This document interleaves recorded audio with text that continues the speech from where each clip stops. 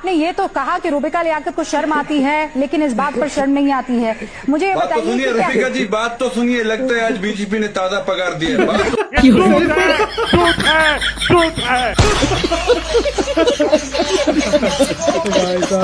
मेरे कहने का मकसद ये नहीं था, आपने गलत सुना। मेरे कहने का मकसद ये था कि रूबिका लियाकत को बिल्कुल शर्म नहीं आती।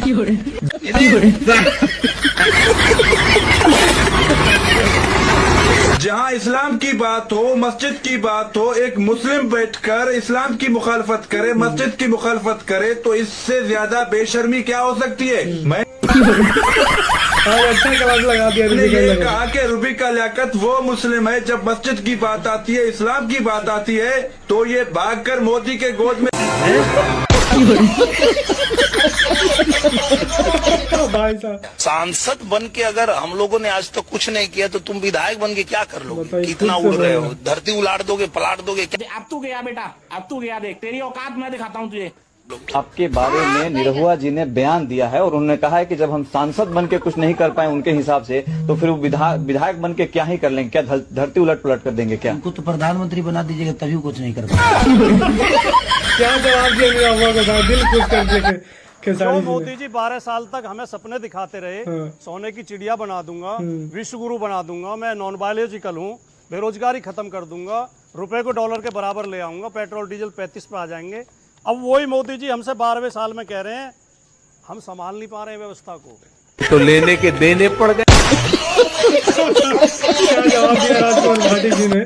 खर्चे कम कर दो, सोना मत खरीदो, यात्रा करनी बंद कर दो, घर से काम करो, वर्क फ्रॉम होम, गाड़ी पूल करो, एक गाड़ी में कई लोग जाओ। ये मोदी जी कह रहे हैं। मुझे लगता है कल को कहेंगे कि एक समय भोजन करें, से एक समय ही भोजन करें, और एक दिन का काम नहीं है, ऐसा तो बोला नहीं। एक दिन पाजामा पहने तो कुर्ता ना पहने, और एक दिन कुर्ता पहने तो पजामा ना पहने। क्या जवाब दे रहा भाई साहब? कल को हो सकता है ये भी कहने लगे आधी रात सोएं और फिर एसी बंद करके मन की बात सुने। पूरी रात सोने से बिजली ज्यादा खर्च होती है। नहीं बेटा, ये ठीक नहीं।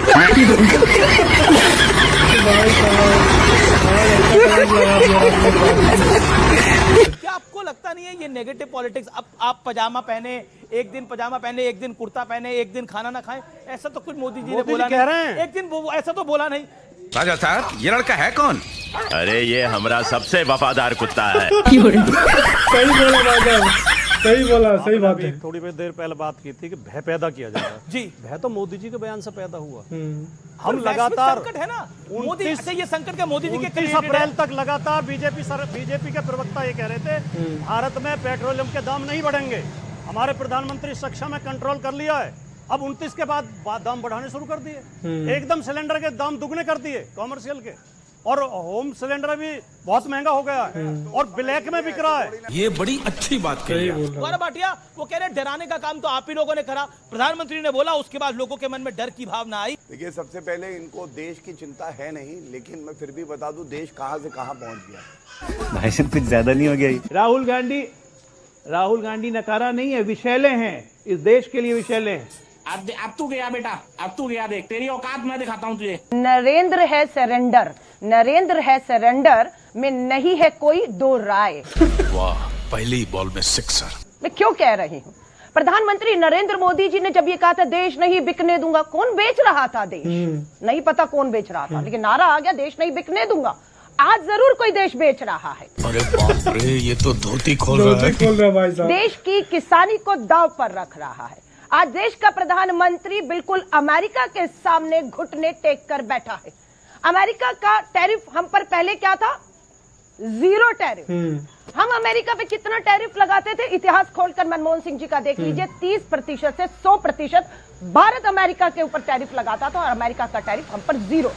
फिर ये बड़ी अच्छी बात कही है। डोनाल्ड ट्रम्प आए, अब की बार ट्रम्प सरकार, डोनाल्ड ट्रम्प, हमारा फ्रेंड डोनाल्ड ट्रम्प कहा, और 50% टैरिफ अमेरिका ने हम पर लगा दिया। और फिर 4 महीने समझौते करके 18 पर, 50 से 18 पर आए और हम 0 कर गए हैं अपना टैरिफ। पूरा किसान, मैं आपको कह रही हूं, सड़कों पर आने वाला है। कोई किसान किसी प्रधान देश का गुलाम नहीं होगा अमेरिका का। नरेंद्र मोदी जी की मजबूरी जरूर है, एप्स्टीन फाइल में उनके बड़े बड़े भेद खुलने वाले हैं, इसलिए ये झूठ है, झूठ है, झूठ है। अमेरिका के दबाव में आ गए हैं। पहले रूस कहता था पर दबाव में आप कह रहे हैं, रुपए में नहीं, अलका लांबा डॉलर में एक नहीं, लॉजिक से युआन में लेना होगा। अलका जी बीच में ना बोल। एक बात पूरी करने दीजिए। आपको भी रूस करनी ने है, कहा करनी है। तेल हमसे लेंगे लेकिन रुपए और डॉलर में नहीं, युआन में लेंगे। आज अमेरिका कहता है, कौन होता है अमेरिका तय करने वाला? आज भविष्य बता देगा कि रूस से तेल आ रहा है या नहीं आ रहा। आज रूस पता लग जाएगा ना भविष्य में कि रूस से आता है तेल या नहीं आता, या भारी कीमत पे आप अमेरिका और अमेरिका आज ही अबे जल्दी बोल, कल सुबह पनवेल निकलना है।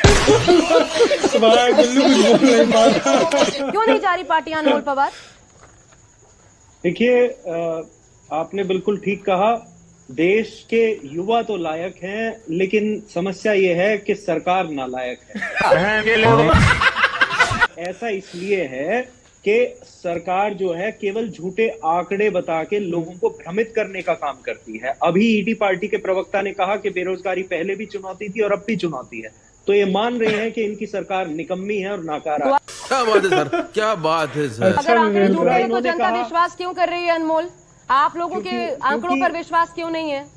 देखिए, इसलिए कर रही है क्योंकि गोदी मीडिया की इतनी हिम्मत नहीं है कि वो सही आंकड़े दिखा पाए। आज मोदी मीडिया का अच्छा क्लास लगा दिया भाई साहब। आपने तो बड़ी हिम्मत दिखाई है, आपने तो सही आंकड़े दिखाए हैं लोगों को, और मैं कुछ और आंकड़े दुरुस्त कर देता हूँ।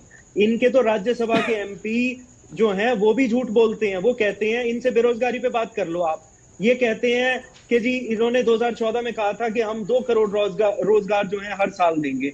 12 साल बाद जब राज्यसभा में इनके मंत्री से सवाल पूछा गया तो उन्होंने कहा कि 12 साल में 2 करोड़ रोजगार भी नहीं दे पाए। 24 करोड़ रोजगार तो छोड़िए, जब रोजगार की बात आती है तो ये कहते हैं कि जी पकोड़े तलो। और तीसरी बात, जब भी इनसे रोजगार पे बात करो ये कहते हैं जी ईपीएफओ का डेटा देख लीजिए, ईपीएफओ का डेटा देख लीजिए। अरे ईपीएफओ का डेटा जो है वो रोजगार का सही पैमाना नहीं है। वो बीच में ना बोल। अखिलेश जी, सबसे बड़ा सवाल यह है, छात्रों की आपदा में खुद के लिए क्या अवसर तलाश रही है कांग्रेस पार्टी? तेरा तो गेम बजाना पड़ेगा। प्रधानमंत्री जी क्यों नहीं अभी बर्खास्त करते हैं शिक्षा मंत्री को और कहते हैं आइए बैठिए आप सारे सांसद लोग, हम बात करते हैं आगे क्या और आपकी मांगे हम उस पर विचार करते हैं, निर्णय करते हैं। पाकिस्तान से चुपके बात करोगे दुश्मन राष्ट्र से, जा करके श्रीलंका में हमारे देश के भविष्य नौजवानों पर लाठी मारोगे और किस बर्बरता से? एक लफ्ज किसी का नहीं निकल रहा है कि दिल्ली पुलिस है कि तालिबानी पुलिस है।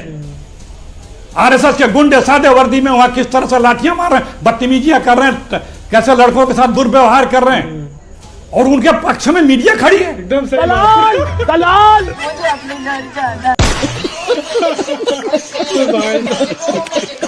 आपने गिनाया कि अन्ना का आंदोलन आपने कवर किया, आपने गिनाया कि बाबा रामदेव का कवर किया, आपने वो कवर किया था कि नहीं? विजय चौक का आंदोलन नहीं किया था, उसका जिक्र क्यों नहीं किया? अच्छा क्लास लगा रहा भाई। ये तो धोती खोल रहा है। जी फंस गए। विजय चौक पे भी हुआ था आंदोलन, प्रधानमंत्री किसानों का कवर किया था, किसानों का आंदोलन कवर। क्या बात करते हैं अखिलेश जी, प्लीज ये रोना बंद कर दीजिए। और कल शाम को 5 बजे का शो देख लीजिएगा, ग्राउंड से ही किया था। प्लीज ये रोना बंद। मीडिया पे चर्चा नहीं हो रही है, मीडिया पे चर्चा नहीं हो रही है। मेन मुद्दे पर 2012 के आंदोलन कांड का कवर किया था, ग्राउंड से कवर किया था, ग्राउंड से कवर किया था। और बोलिए यहाँ पर मैं महत्वपूर्ण नहीं है, छात्र हमारे बच्चे महत्वपूर्ण है जो इतनी गर्मी और बरसात में जाकर वहां पर प्रदर्शन कर रहे हैं, मीडिया पर आ जाते हैं उल्टा। बोलिए बोलिए। चित्रा बात तो सुनो। मैं इसलिए याद दिला रहा हूं कि वार्ता होती है, मैं इसलिए गिना रहा हूं कि विजय चौक पे आंदोलन हुआ, सरकार ने बुला के, प्रधानमंत्री ने बुला के वार्ता किया, कार्रवाई की। मैं इसलिए गिना रहा हूं, मैं आपसे मीडिया कवरेज की अपेक्षा नहीं कर रहा हूं। हम सरकार की संवेदनशीलता की बात कर रहे हैं, हम मीडिया की संवेदनशीलता की बात नहीं कर रहे हैं। आग लगा दी। भाई साहब क्या जवाब दिया, चित्रा जी का बोलती बंद कर दिया। ये वीडियो आप लोगों को कैसा लगा भाई कमेंट में जरूर बताना, और वीडियो अगर अच्छा लगा होगा तो एक लाइक जरूर करके जाना मेरे भाई।